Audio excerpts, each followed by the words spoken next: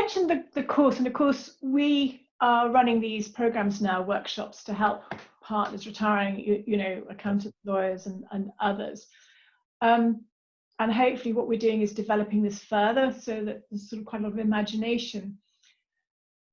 What's the value to the firm, do you think, by putting because it's a cost? And I always sort of think it's been quite hard for us to work out, well, what's the return on investment for a firm? Because somebody's leaving the firm, normally everything you invest in the way of development, training, whatever we call it, is about a return within the firm that you can see it.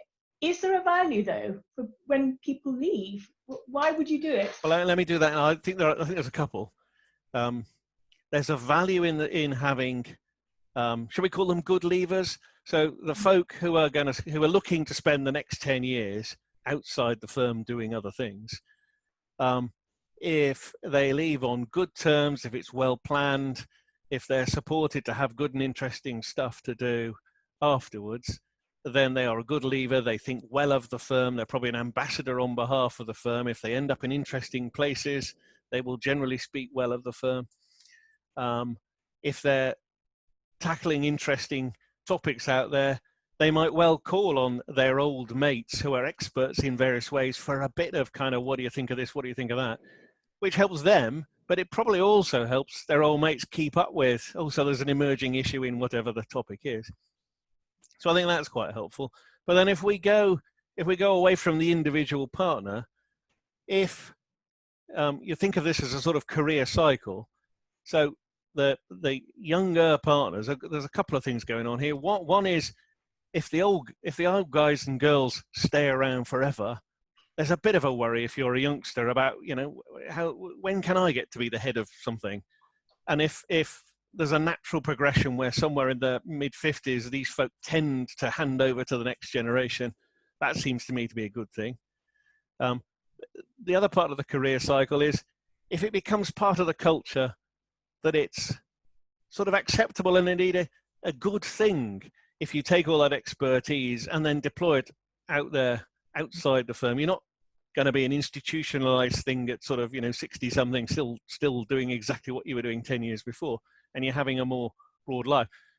That creates a sort of virtuous circle in the firm where fresh talent is coming through. You get basically more diverse thinking at the top of the firm rather than just the same thing year after year.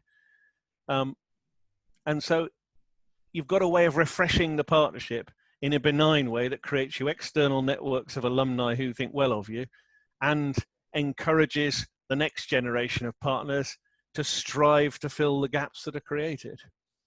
So I can only see good in it. The sort of, if you go to the flip side, if people are sort of hanging on by their fingernails, are possibly a little bit past their sell-by, they're either managing the firm in an old-fashioned way if their career's taken them that way, or possibly exhausted.